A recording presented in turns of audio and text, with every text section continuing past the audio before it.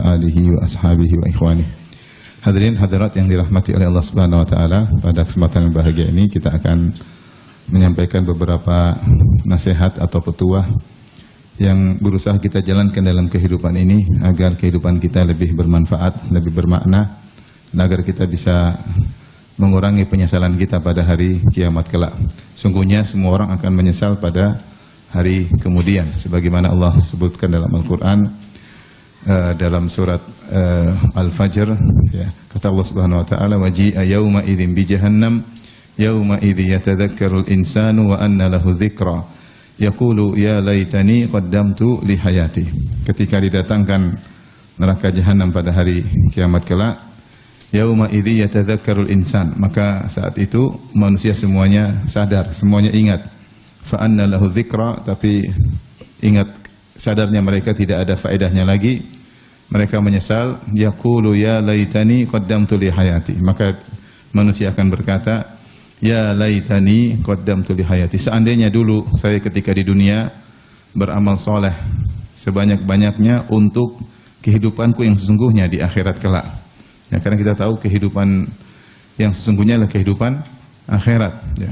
Sebagaimana Nabi pernah berkata, labbaik Allahumma la aisha illa aishul akhirah. Ya Allah, sungguhnya tidak ada kehidupan yang sejati kecuali kehidupan akhirat. Wa inna ad-daral akhirata lahiyal hayawan. Kata Allah Subhanahu wa taala, sungguhnya kehidupan akhirat itulah kehidupan yang sesungguhnya. Maka al-insan di sini, ya, yatadzakkarul insan, manusia yang menyesal pada hari kiamat kelak, sebagaimana dijelaskan oleh Ibnu Katsir rahimahullah dalam tafsirnya, mencakup semua orang. Orang kafir jelas menyesal, para pelaku maksiat jelas menyesal. Di antaranya orang-orang beriman, mereka juga menyesal dari sisi mereka menyesal kurang ibadah mereka. Mereka sadar mereka dahulu beribadah, tapi mereka merasa seandainya dulu ketika di dunia ibadah mereka lebih banyak lagi. Lebih banyak lagi. Oleh karenanya kita semua akan menyesal tanpa terkecuali. Maka pada kesempatan kali ini kita berusaha membahas poin-poin yang kita jadikan sebagai landasan kehidupan kita agar mengurangi penyesalan kita, ya. Karena kita semua pasti menyesal.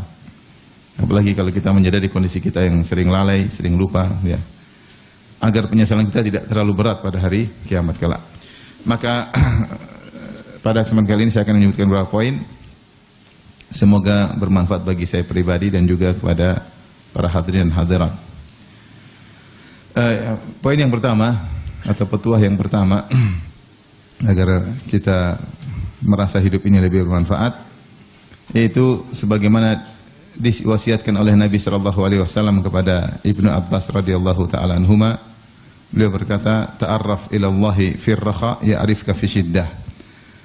Kenalilah Allah Subhanahu wa taala atau kenalkanlah dirimu kepada Allah ketika dalam kondisi lapang, niscaya Allah akan mengenalmu ketika kau dalam kondisi sulit. Ini adalah rangkaian wasiat Nabi kepada Ibnu Abbas radhiyallahu taala anhuma ketika Nabi membonceng Ibnu Abbas, kemudian Rasulullah berkata, ya gulam inni uallimuka kalimat. Wahai sang remaja atau wahai sang pemuda, sungguhnya aku ingin menasihatkan kepada engkau beberapa petuah. Rasulullah berkata, ihfazillah yahfazka, ihfazillah tajidu tujahaka, idza sa'alta fas'alillah. Wasiat yang panjang sampai di akhir wasiat kata Nabi sallallahu alaihi wasallam, ta'arraf ila Allahi fir raha ya'rifka fi syiddah. Berusaha kenal Allah ketika dalam kondisi lapang, niscaya Allah akan mengenalmu ketika dalam kondisi sulit. Maka di antara wasiat Nabi, seorang memanfaatkan waktu ketika dalam kondisi lapang, dalam kondisi sehat, dalam kondisi lagi nyaman, agar mendekat kepada Allah Subhanahu wa taala. Kita tahu kondisi manusia, kondisi kita secara umum, terkadang lapang, terkadang sulit.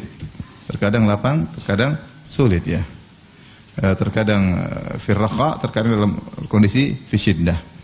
Banyak orang mereka ketika kondisi lapang mereka berfoya-foya, jalan-jalan ke sana kemari, senang-senang, lupa untuk beribadah kepada Allah Subhanahu wa taala. Bahkan kalau mereka punya harta lebih, mereka ingin perkenalkan diri mereka kepada manusia. Bahkan mereka ingin cari muka kepada manusia dengan berlebihan hartanya tersebut atau dengan sehat badannya, maka dia ingin pamerkan kepada manusia.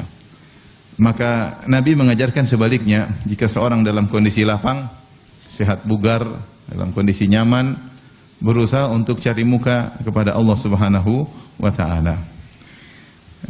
Jangan sebaliknya ya.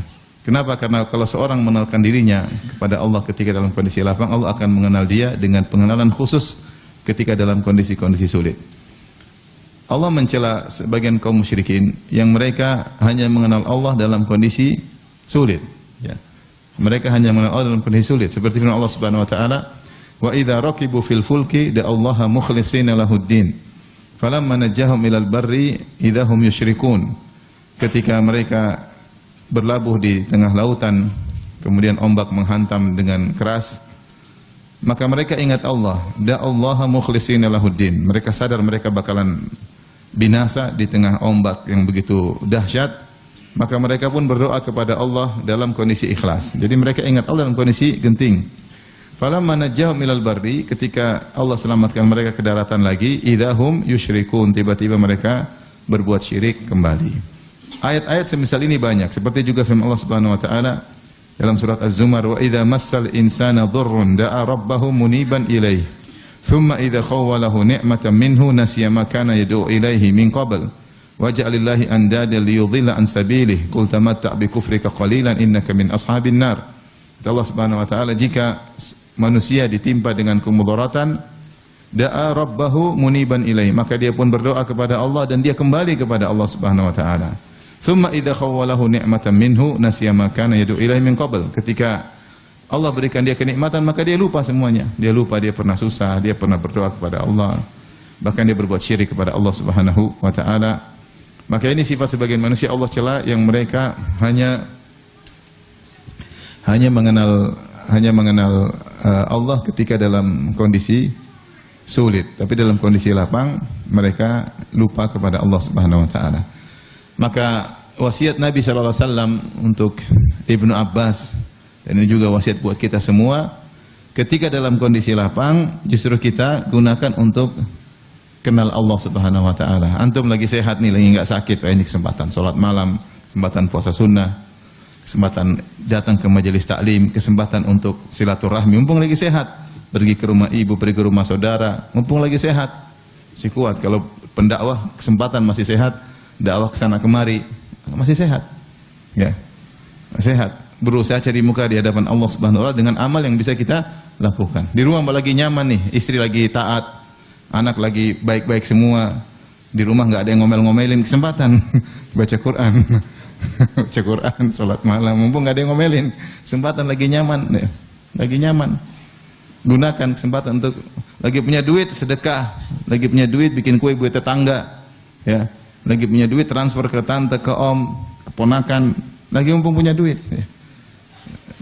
Lagi punya kelapangan, cari muka di hadapan Allah Subhanahu wa taala. Lagi punya uang, umrah, bismillah. Kalau punya uang lebih, umrah. Punya uang lebih, haji. Ya. Mumpung lagi diberi kelapangan oleh Allah Subhanahu wa taala. Dan ini yang Rasulullah wasiatkan, kata Nabi sallallahu alaihi wasallam, "Iktanim khamsan qabla khamsin."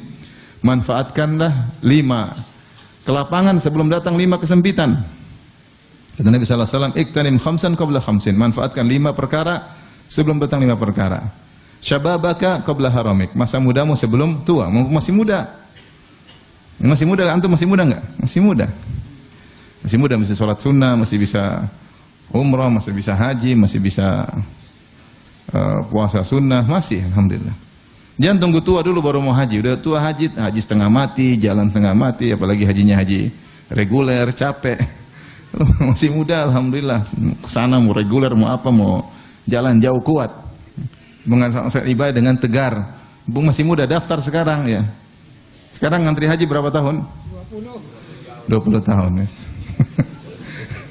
Antum daftar 40, terimanya sudah tua ya. 60 masih muda insyaallah dibandingkan 80. Jadi daftar cepat-cepat ya. Kalau perlu anak sebelum lahir daftarkan sebelum lahir. Jadi umur 20 sudah bisa hajian. Mau saya masih muda, masih muda. Kata Nabi sallallahu alaihi wasallam, "Syababaka qabla haramik." Masa muda sebelum masa tua. Masih muda hafal Quran, masih muda. Kalau udah tua, aduh, Menghafal Quran ingat utang melulu, nggak bisa hafal lagi. Menghafal Quran ingat kebutuhan istri minta ini minta itu, anak-anak, bener susah.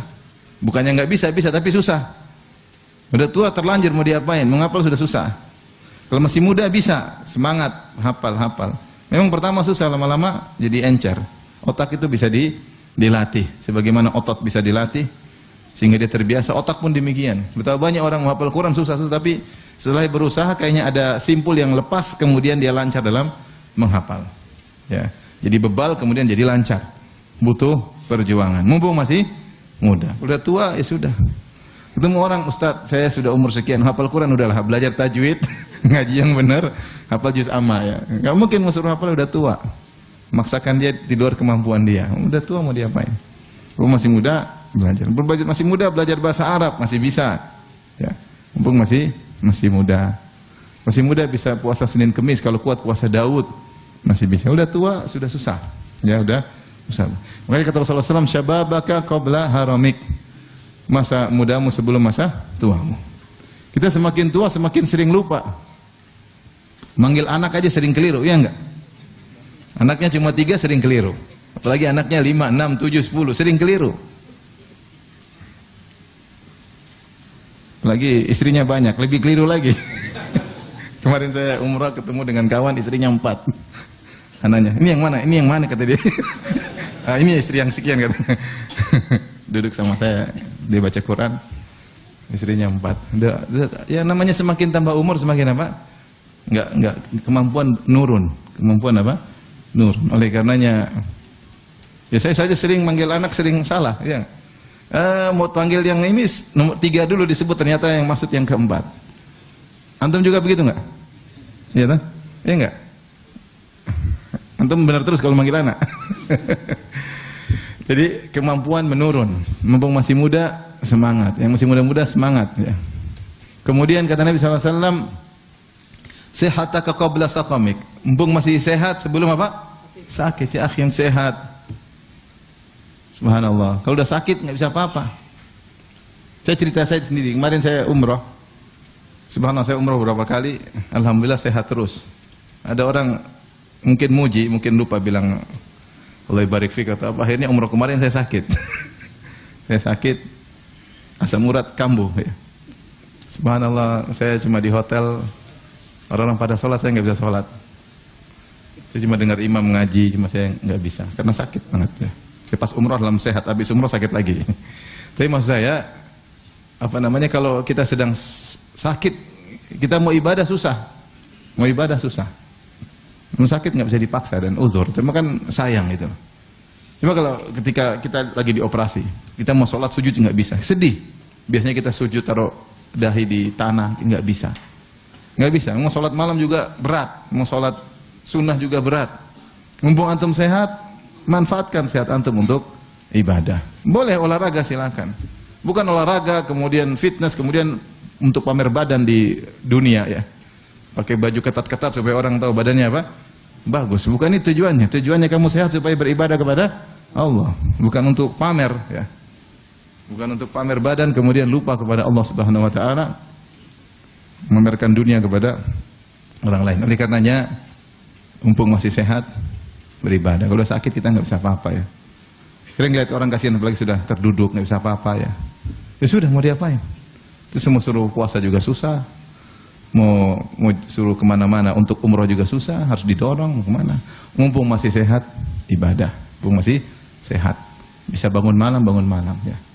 Jangan lagi sehat kemudian begadang nonton macam-macam subuh ketinggalan. Nah ini apa seperti ini? Nanti sudah ketika tua susah sudah semangat fisik sudah nggak kuat, fisik sudah tidak kuat. Kemudian kata Nabi SAW, ginaka qabla faqrik. Mumpung masih punya duit, sebelum kau miskin, punya duit gunakan untuk membantu, untuk bersedekah, sedekah untuk kerabat yang paling utama, ya, pada kakak kepada adik, beli hadiah buat orang tua, tante, paman, ponakan, kasih mumpung ada, sebisanya, tetangga kasih. Ya.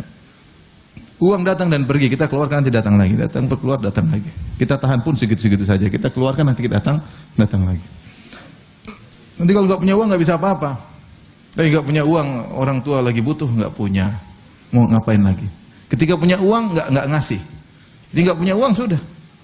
Oleh karenanya Rasulullah ingatkan, ginaka qabla faqrik, mumpung kau masih berkecukupan. Ya. Kau punya uang daftar haji, daftar umroh, ada kondisi-kondisi kita nggak bisa apa-apa. Uang nggak ada, mau kepingin berbuat amal soleh nggak ada uang. Oleh karenanya mumpung punya uang, sisihkan untuk cari muka di hadapan Allah Subhanahu wa ta'ala, ya. Cari muka. Karena di antara sedekah yang terbaik, anta tasaddaq wa anta sahihun syahihun, ya, ta'mal ghina wa takhshal faqr, ya. Yaitu kondisi orang paling bagus bersedekah dalam kondisi sehat. Sehat, terus dia punya uang, dan dia lagi semangat cari uang, dan dia pengen kaya, dan dia takut miskin, justru dia bersedekah, ya. Bukan ketika mau mati, sudah mau mati baru buat anak, buat saat itu sudah mau mati, mau diapain? Kata dia, saya mau mati, uang pakai apa lagi? Baru kemudian rajin bersedekah. Boleh enggak orang bersedekah mau mati? Boleh, tapi kurang bagus. Paling bagus ketika dia punya uang dan dia lagi semangat cari uang dan dia sisihkan uangnya untuk di jalan Allah Subhanahu wa ta'ala. Itu sedekah terbaik. Bukan kata mau tewas, sudah mau umur 75, sudah mau mati sebentar lagi baru kemudian mau bikin masjid, mau bikin, bukannya enggak boleh, boleh, cuma kurang afdal. Paling afdal ketika masih uang masih banyak, masih pingin punya uang lagi, masih ada kekhawatiran bisa jadi uang kita berkurang. Nah, itu dia ada pengorbanan untuk bersedekah. Bismillah, sedekah tuh jangan terlalu pakai matematika. Supaya keluar aja nanti kembali lagi, ya. Kalau terlalu pakai matematika nggak keluar duitnya. Hitung, nggak ketemu ini. Ya nggak ketemu kalau kau hitung. Jangan kau hitung, keluarin aja, hitungnya belakangan. Kalau kamu hitung pakai matematika, nggak akan keluar duitmu. Karena matematikamu terlalu tinggi. Kebutuhan terlalu banyak, listrik plus uang sewa plus nggak cukup ini. Nggak bisa kalau hitung-hitung. Saya tidak suruh keluarkan uang seperti Abu Bakar As-Siddiq. Kita nggak mampu. Umar aja nggak mampu seperti Abu Bakar. Ya. Tapi maksudnya ya jangan terlalu perhitungan lah. Kasih aja. Nanti terisi lagi insyaallah taala. Terus kata Nabi SAW, faragaka qabla syughlik, mumpung masih punya waktu luang sebelum sibuk. Kita ini ke depan makin banyak kesibukan, semakin banyak anak semakin banyak kesibukan. Semakin banyak kerjaan semakin banyak kesibukan, semakin banyak relasi semakin banyak kegiatan. Mumpung tidak terlalu banyak kegiatan, masih banyak waktu luang, kerja cuma sekian jam, sisanya baca Quran ke, zikir ke, dengar YouTube kajian ke. Sekarang sarana ibadah banyak. Antum dengar kajian aja, syarah kitab tauhid sudah sekian puluh kajian. Bisa antum kajian sendiri meskipun mungkin enggak sempat hadir. Syarah akidah wasithiyah puluhan, adab apa banyak mau ngaji. Belajar bahasa Arab sekian puluhan. Baru seri kelima ulang lagi enggak paham, ulang lagi enggak paham. Tapi enggak apa-apa. Maksud saya mempunyai waktu luang. Karena waktu luang kita tidak selalu ada. Ada waktu kita di tengah apa? Kesibukan. Mumpung punya waktu luang, target saya ingin hatam Quran. Punya waktu luang.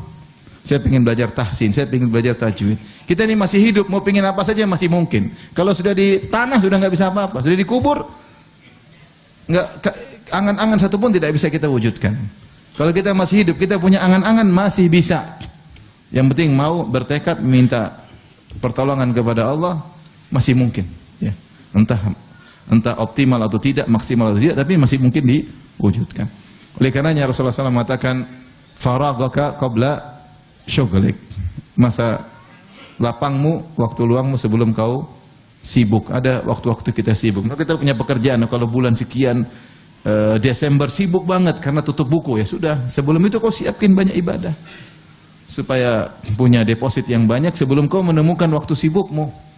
Nah, saya bulan segitu sibuk banget. Itu udah, mumpung lagi nggak sibuk, target ibadah. Hidup ini harus punya target. Taib.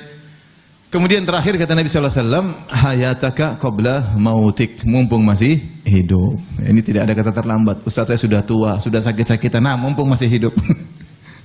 Saya sudah tidak muda lagi. Ya sudah. Terus, saya sudah tidak kaya lagi. Terus, saya sibuk terus Ustaz.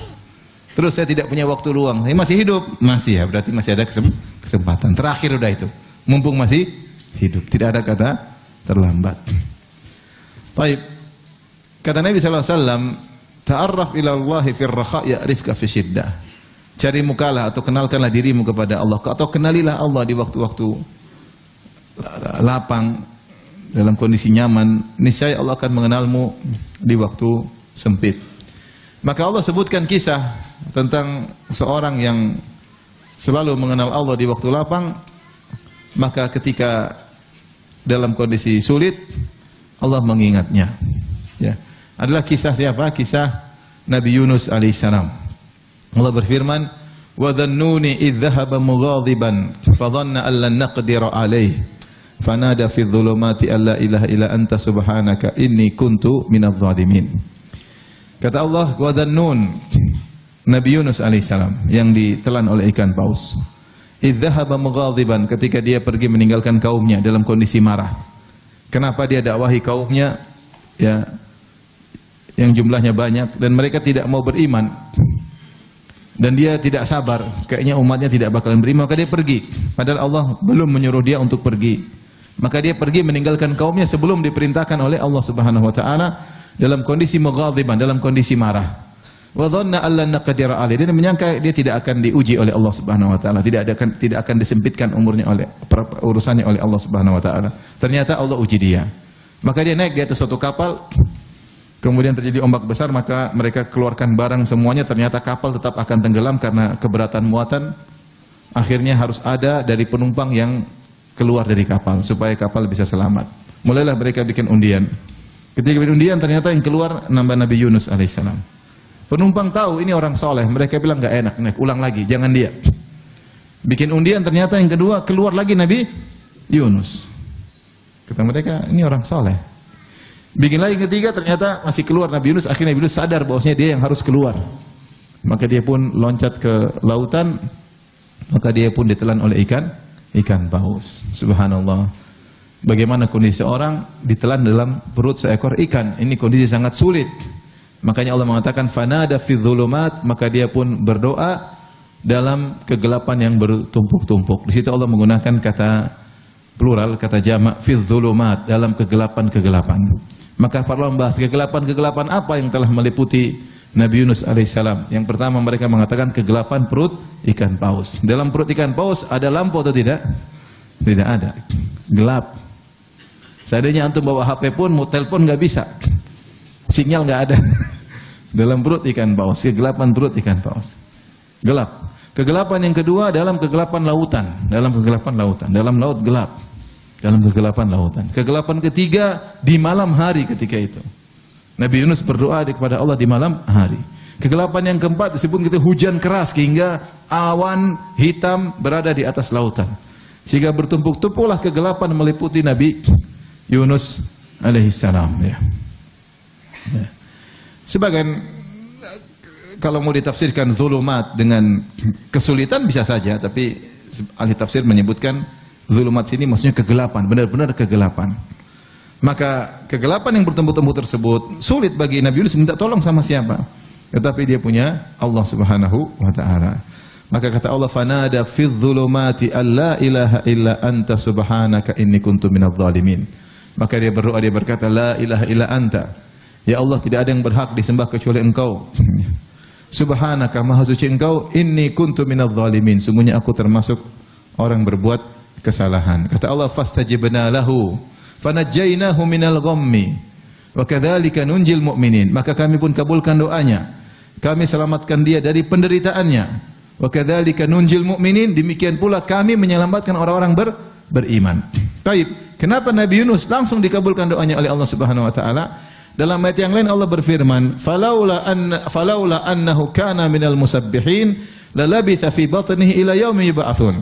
Kalau bukan Nabi Yunus dahulu ketika dalam kondisi lapang, minal musabbihin, sering salat, sering bertasbih.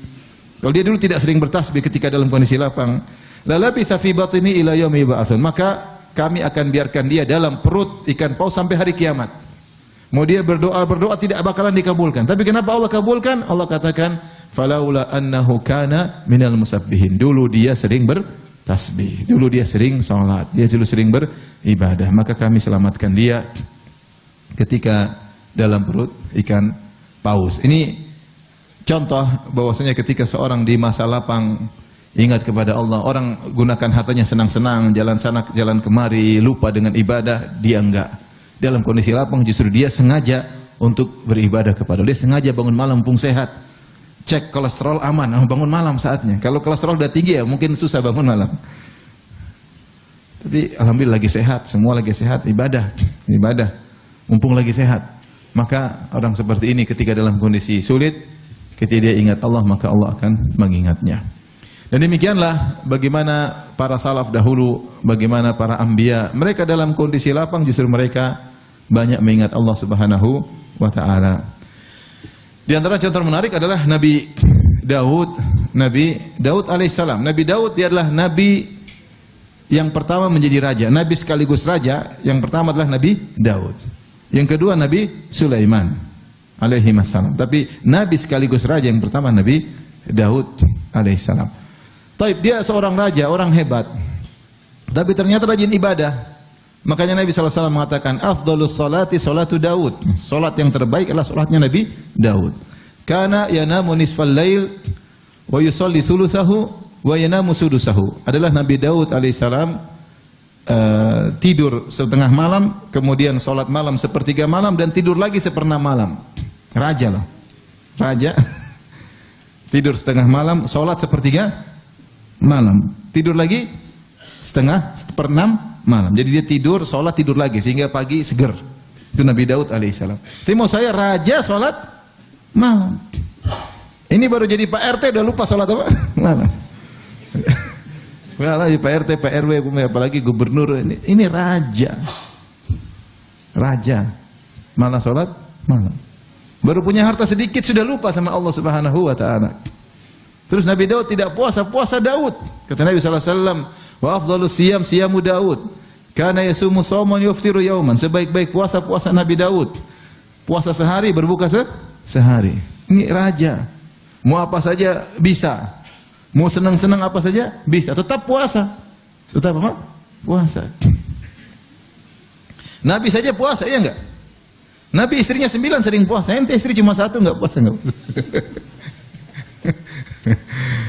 Maksud saya luar biasa bagaimana para nabi.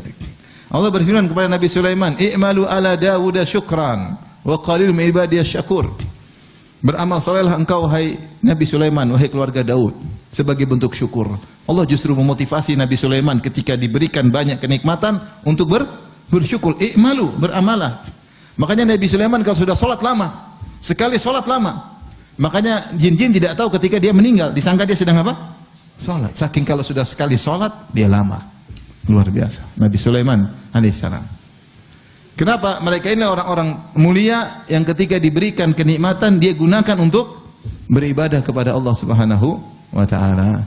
Maka ikhwan dan akhwat sekalian, kalau lagi sehat, lagi punya duit, justru gunakan kesempatan untuk cari muka kepada Allah Subhanahu wa taala, bukan cari muka kepada manusia. Mulai upload lagi makan ini, makan anu, jalan-jalan sini, upload badan kekar pakai baju ketat, kemudian apa?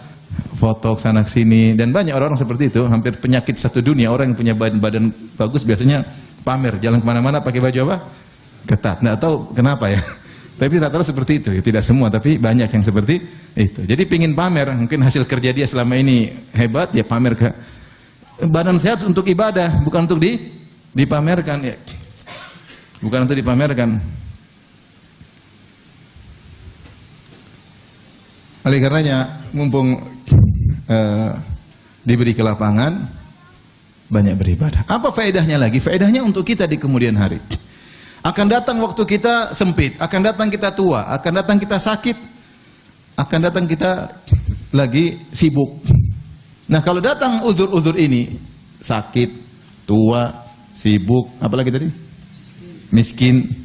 Maka amal ibadah kita yang biasa kita lakukan di saat lapang tetap berjalan. Itu manfaatnya di situ. Apa kata Nabi sallallahu alaihi wasallam? "Idza maridal abdu aw safar kutiba lahu ma kana ya'malu muqiman sahihan."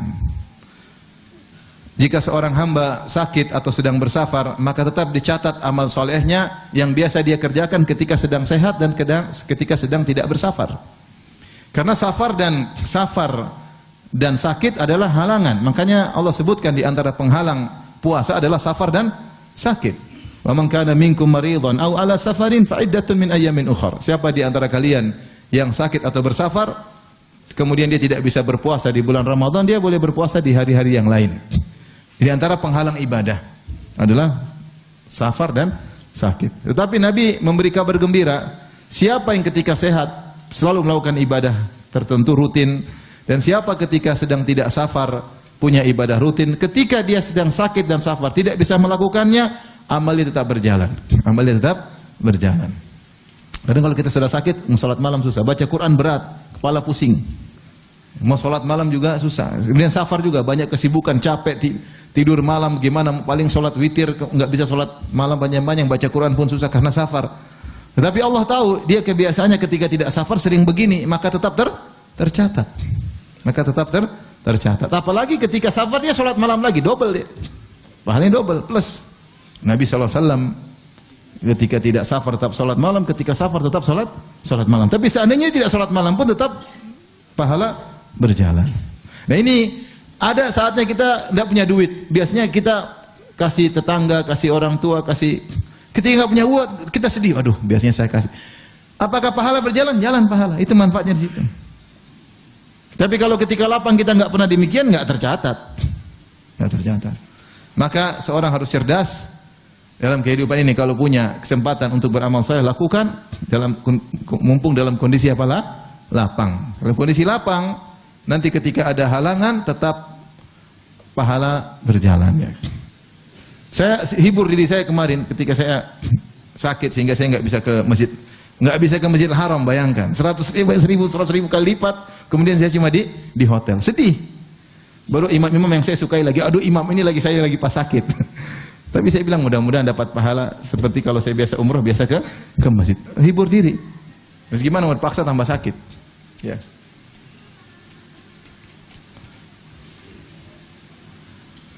Oleh karenanya ini adalah kaidah kehidupan. Kalau antum diberi kelapangan, baik laki-laki maupun wanita, maka hendaknya beramal saleh. Hendaknya beramal saleh. Jangan lagi dapat duit kemudian lupa dengan Allah Subhanahu wa taala. Tidak dilarang bersenang-senang, tetapi sisihkan waktu, sengajakan waktu untuk beribadah kepada Allah.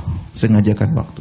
Karena nanti kita akan sibuk dan udzur-udzur yang lainnya akan datang kepada kita. Taib, ini yang pertama.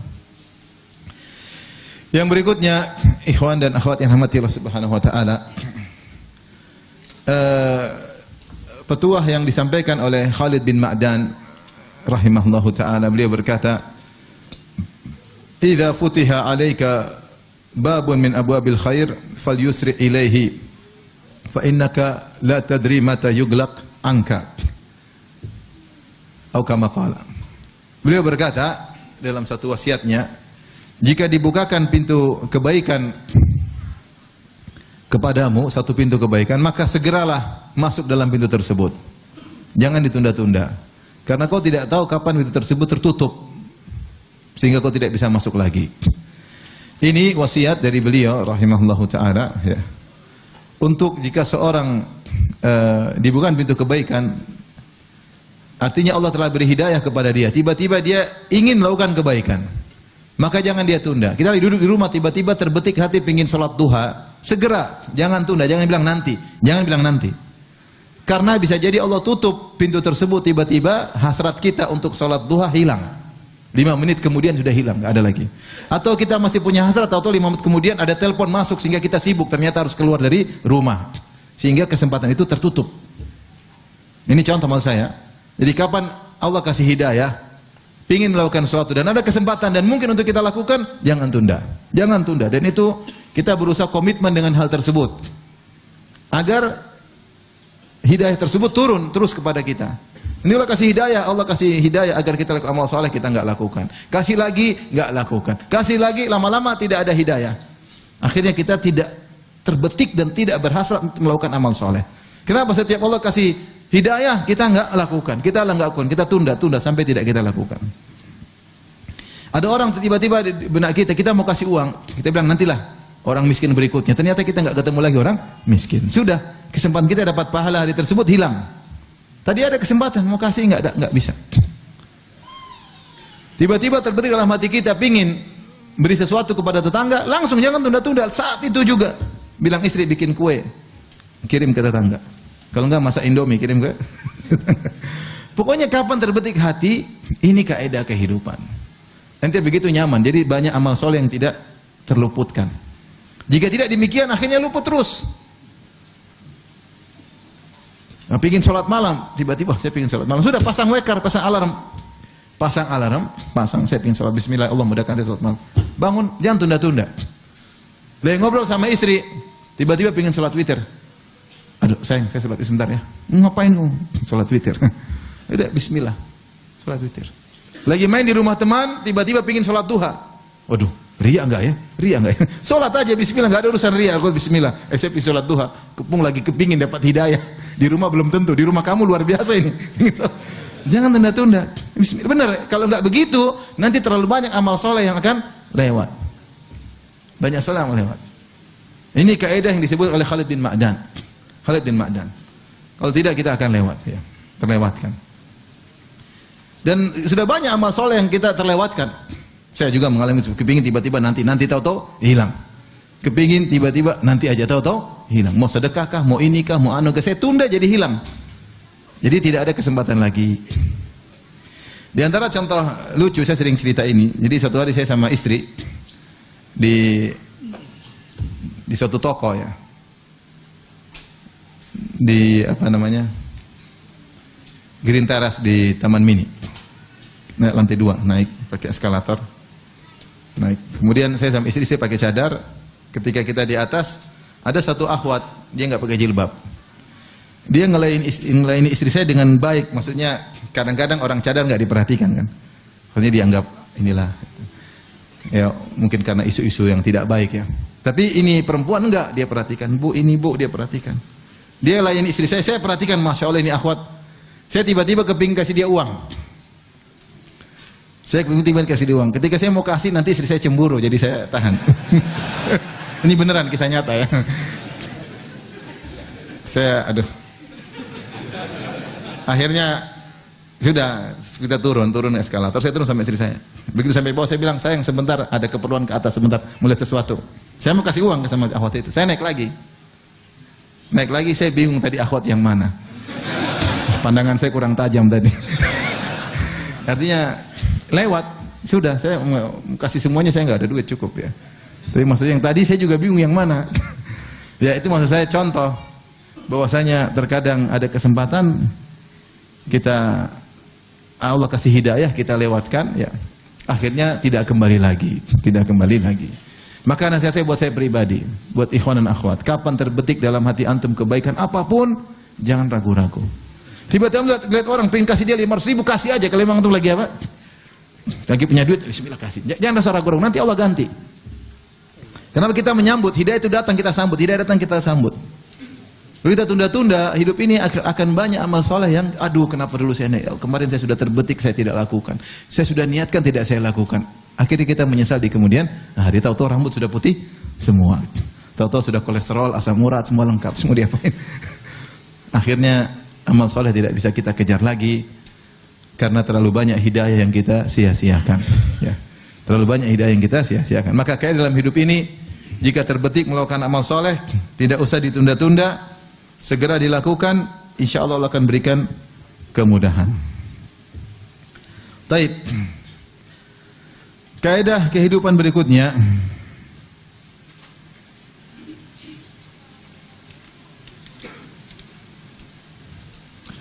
Hendaknya selalu meniatkan kegiatan apapun karena Allah Subhanahu wa taala.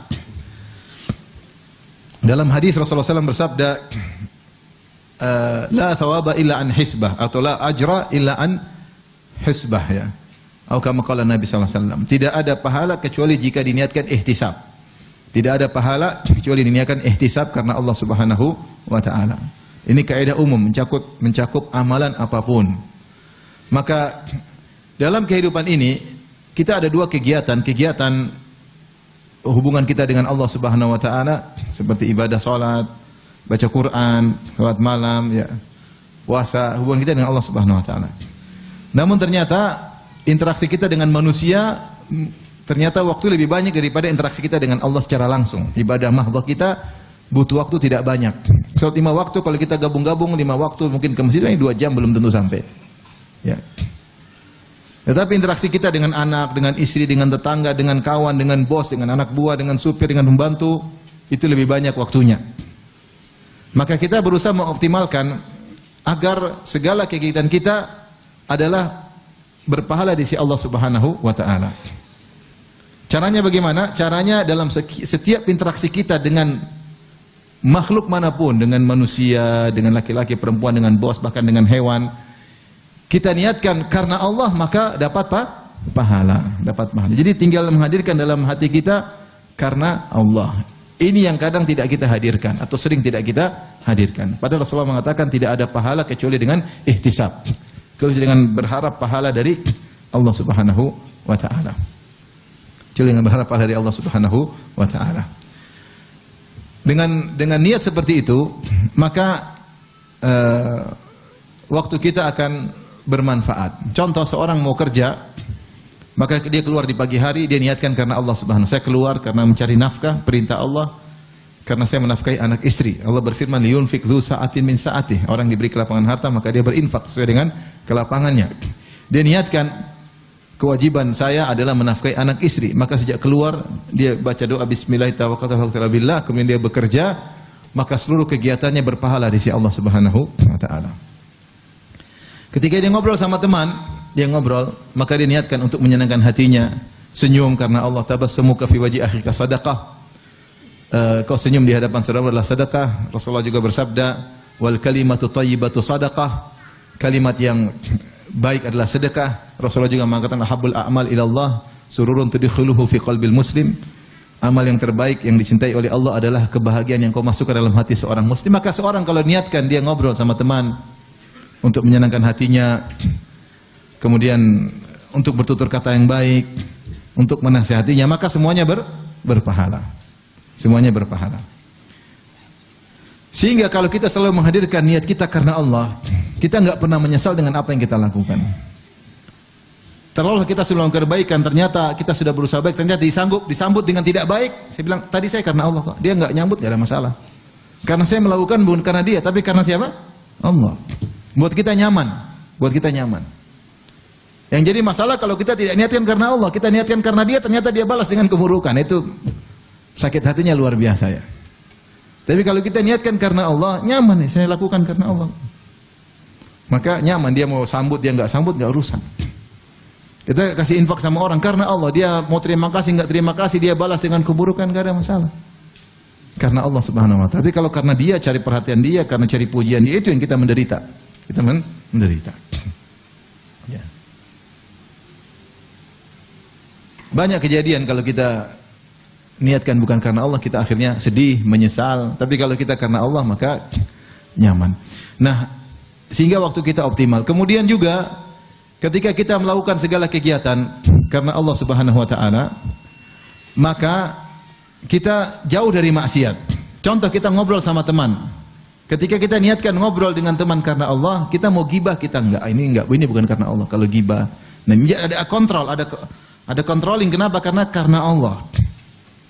Ya. Kita mau bercanda, ternyata kita bercanda dengan bohong, enggak boleh ya. Kita enggak boleh. Rasulullah melarang ya bercanda dengan bohong. Nah, enggak, ini berlebihan, ini ada bohongnya. Bikin dia ketawa tapi bohong enggak boleh. Jadi kita terkontrol. Karena kita berbicara dengan dia karena Allah Subhanahu wa taala ya. Ini contohnya mesti diterima. Contoh kalau seorang bekerja, seorang dokter misalnya. Dia bekerja, kemudian dia mengobati orang. Dia bekerja, baik, dia dapat gaji, dapat masukan ya. Tapi ketika dia kerja sambil niatkan karena Allah, maka dia akan tidak sembarang memberi resep. Dia akan melayani pasien dengan senang hati karena dia sedang merasa beribadah kepada Allah.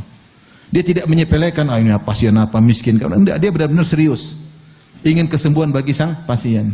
Sehingga dia melayani, maka berdampak dalam aktivitasnya. Kemudian ketika dia mau kasih resep, dia akan pilihkan obat yang terbaik. Bukan karena pesanan dari detailer, kemudian dia kasih obat yang bukan yang terbaik. Atau dia kasih obat yang sudah kerjasama obat mahal. Padahal dia tahu ini bukan terbaik, apalagi mahal. Sehingga ketika dia bekerja karena Allah, maka hasilnya berbeda dengan ketika dia bekerja karena duniawi.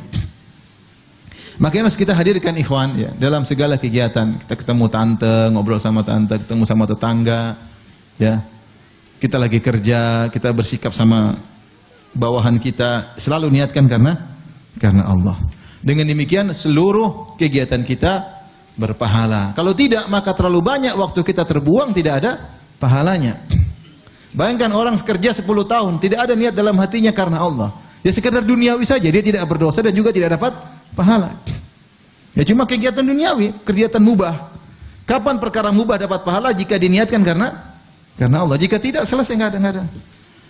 Betapa banyak orang tidur tidak ada niat. Iya enggak? Kalau tidak tidur dan niat enggak ada masalah. Ngorok enggak ada dosa enggak? Memang ngorok berdosa enggak juga? Apa ngorok dapat pahala enggak juga? Tapi kalau dia tidur niatkan karena Allah dapat pahala. Makanya ketika Abu Musa al-Asy'ari dan Mu'adz bin Jabal radhiyallahu ta'ala anhuma kemudian sedang berdakwah ke Yaman, maka Mu'adz bertanya kepada Abu Musa al-Asy'ari, "Bagaimana engkau?" Kata Abu Musa al-Asy'ari, "Saya baca Quran ketika duduk, ketika berbaring." Kata Mu'adz bin Jabal, "Adapun saya baca Quran dan saya juga tidur." Ya. Kemudian dia berkata dengan perkataan indah, "Inilah ahtasibu naumati kama ahtasibu qaumati." Sungguh aku berharap dapat pahala dalam tidurku sebagaimana aku berharap dapat pahala ketika salat malam. Bayangkan Mu'adz bin Jabal, dia ini a'lamu sahabah bil halal wal haram. Dia adalah seorang sahabat yang paling ngerti tentang halal dan haram. Dia mengucapkan kata-kata yang indah menunjukkan fakihnya beliau. Beliau berkata, "Fa inni ahtasibu naumati kama ahtasibu qaumati." Saya kalau tidur berharap dapat pahala sebagaimana saya kalau salat malam juga berharap dapat apa? Pahala. Betapa banyak kita tidur enggak mikir pahala. Iya enggak? Tidur asal tidur kan? Benar enggak? Tapi kalau tidur supaya bisa bangun malam, beda. Tidur supaya besok saya bisa kegiatan, besok banyak kegiatan, ya Allah saya harus begini, harus cari nafkah, ya Allah. Beda. Asal tidur beda dengan tidur dengan diniatkan. Kalau tidur dengan niatkan untuk kebaikan dapat pahala, tidur asal tidur enggak dapat pahala. Yang satu ngorok enggak dapat pahala, satu ngorok dapat apa? Pahala. Oleh karenanya harus sering kita perhatikan niat kita. Ketika ada seorang salaf ditanya kepadanya, "Ala tahdurul janazah? Tidakkah kau hadir untuk melayat janazah?" Maka dia berkata, "Makanakum hatta uhdiran niyah." Sabar sebentar sampai saya hadirkan niat saya. Ketika dia sudah hadirkan niat, dia bilang, "Ayo kita jalan." Ayo kita jalan. Nah, dari inilah kita bisa menjalankan firman Allah yang Allah berfirman dalam surat Az-Zariyat, "Wa ma khalaqatul jinna wal insa illa liya'budun." Tidaklah kuciptakan jin dan manusia kecuali untuk beribadah. Jadi kita ngerti bahwasanya kehidupan kita ini seluruhnya untuk beribadah. Kalau kita hanya terapkan ibadah tersebut pada ibadah mahdhah, cuma salat, baca Quran, maka kita enggak bisa terapkan ayat ini. Tapi kalau kita ingin menjadikan seluruh hidup kita beribadah, maka setiap kegiatan kita niatkan karena Allah. Itulah qul inna salati wa nusuki wa mahyaya wa mamati lillahi rabbil alamin. Katakanlah salatku, sembelihanku, hidupku dan matiku hanya untuk Allah. Hidup kita ini hanya untuk Allah. Namun kita sering lalai. Ini perkara sepele namun punya dampak luar biasa, akan mengurangi penyesalan kita pada hari kiamat kelak. Mulai sekarang kita latih diri. Setiap melakukan sesuatu niat butuh cuma setengah detik, cuma karena Allah. Mau ke sini karena Allah, mau sana karena Allah, mau bicara karena Allah, mau telepon karena Allah, bahkan kita mau jawab WA karena Allah. Jangan asal apa? Jawab, baru mikir ini karena Allah enggak ya? Terlambat. Sebelum ngetik, pikir karena Allah. Nge-share ingat karena Allah, benar enggak di-share. Sehingga kita terkontrol. Kalau ini karena Allah terkontrol, tidak kita lakukan tanpa kita pikirkan terlebih dahulu. Ini antara wasiat kehidupan yang hendaknya kita jalani agar pahala semakin banyak kita dapatkan.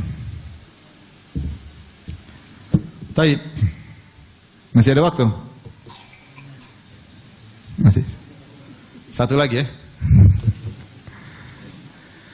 Ini terlalu banyak susah dikerjakan, sedikit-sedikit saja. Iya baru 3, satu lagi kan 4, benar. Satu lagi, ya, di antara wasiat kehidupan, selalu bertawakal kepada Allah, selalu bertawakal kepada dalam segala urusan. Ya. Kata Allah, fa'buduhu wa tawakkal alaih, beribadahlah dan bertawakal kepadanya.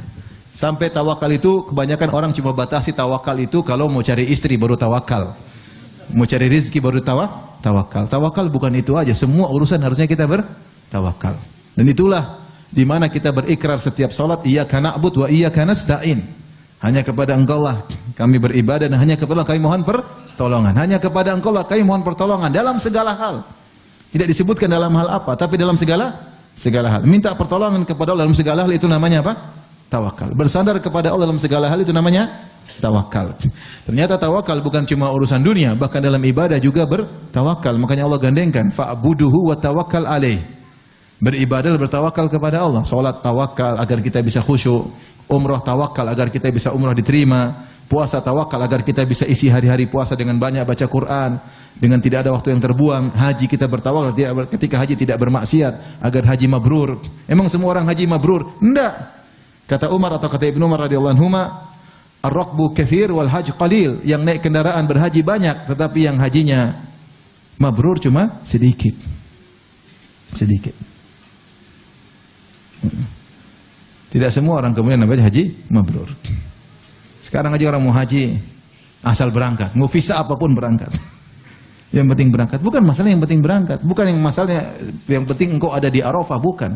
Tapi bagaimana kau bisa sampai ke Arafah dengan cara yang benar dan bagaimana kau di Arafah dengan cara ibadah yang benar. Bukan yang penting saya sampai di Arafah. Ini banyak orang sekarang yang penting saya sampai di Arafah. Caranya mau bohong sana, bohong sini, enggak peduli. Apalagi travel sekarang mencari duit, sembarang aja pokoknya, ayo berangkat, murah-murah, ternyata enggak syar'i. Maksud saya, dalam segala hal bertawakal kepada Allah Subhanahu wa taala. Dalam segala hal. Makanya di antara zikir yang disebut oleh Nabi sallallahu alaihi wasallam, ya hayyu ya qayyum bi rahmatika astaghits fa aslih li sya'ni kullah wa la takilni ila nafsi tarfata ain. Ini zikir yang luar biasa. Wahai al-hayyu yang maha hidup.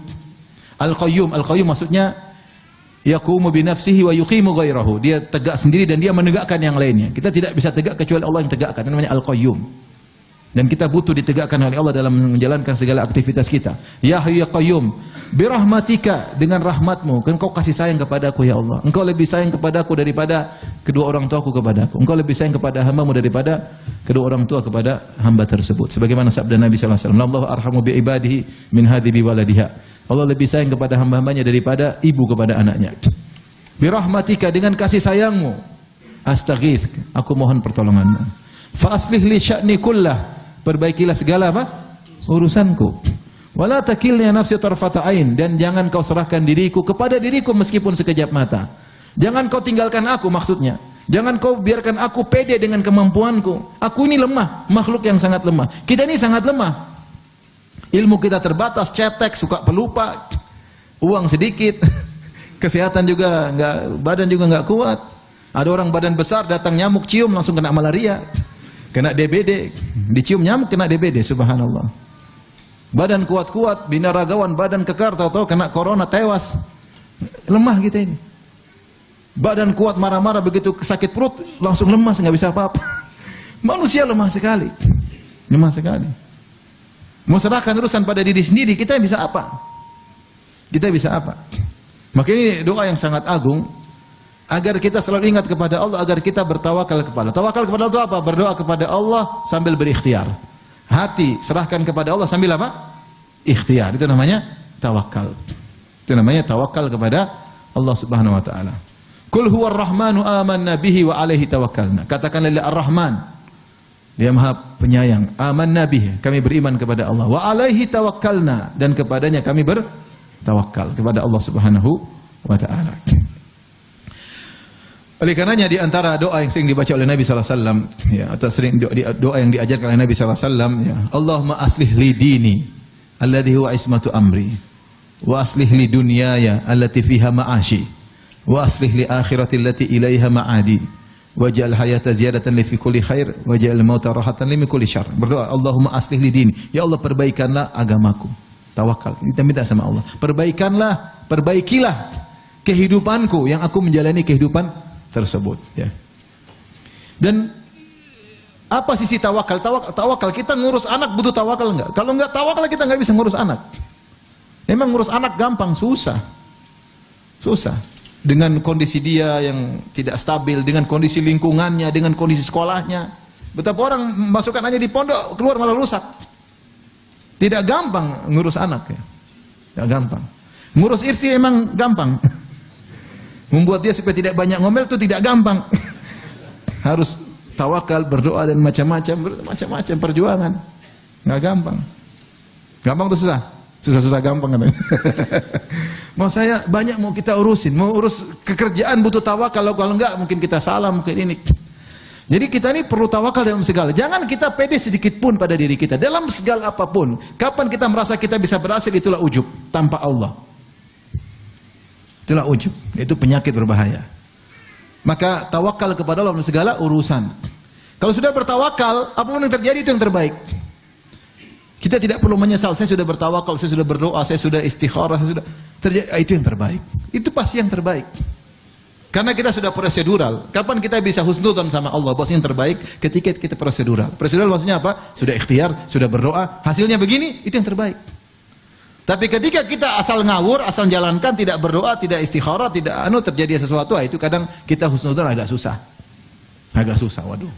Ini kayaknya saya bermasalah, ini kayaknya hukuman, ini kayaknya macam-macam, ini kayaknya azab, macam-macam pikiran.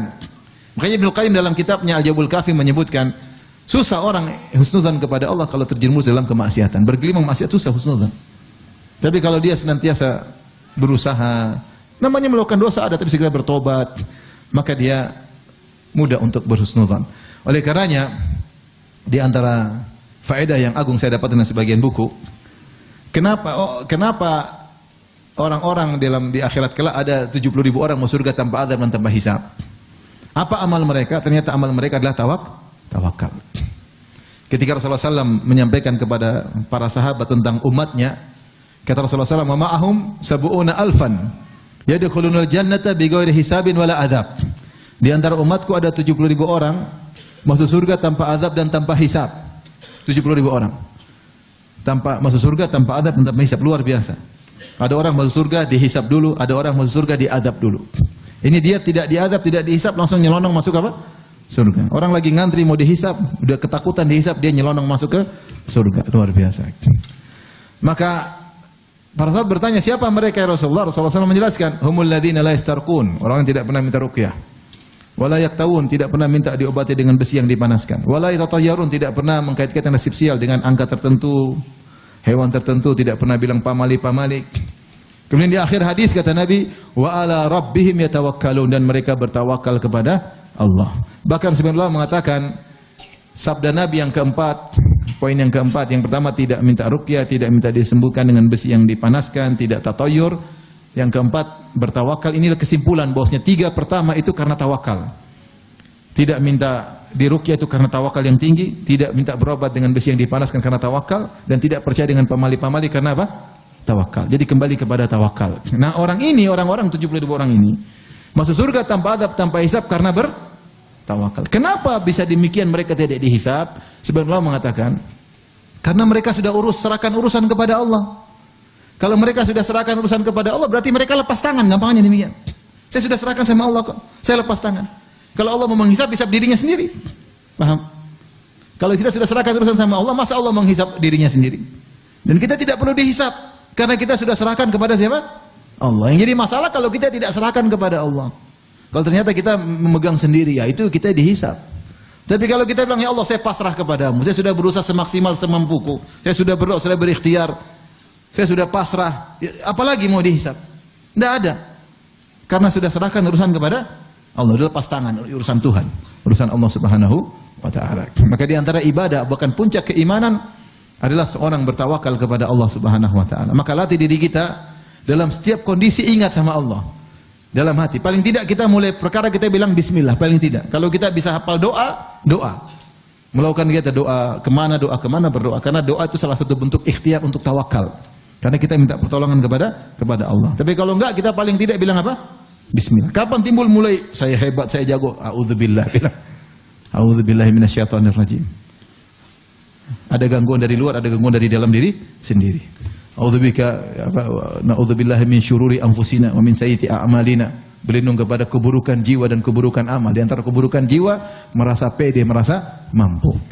Kapan kita merasa pede, merasa mampu, tawakal kita akan berkurang dan akan hilang. Oleh karenanya dalam segala hal jangan lupa bertawakal. Ngurus istri, ngurus anak, ngurus usaha, mau ngerjakan ibadah apapun, ingat Allah Subhanahu wa taala. Sering berzikir kepada Allah. Di antara sarana agar kita bisa sering tawakal, sering ingat Allah Subhanahu wa taala. Baik, sampai sini saja. Bapak dan Ibu yang dirahmati Allah Subhanahu wa taala, 4 poin semoga bermanfaat. Mudah-mudahan kita bisa sambung pada poin-poin yang lainnya. Kalau ada pertanyaan saya persilakan, kalau tidak ada alhamdulillah.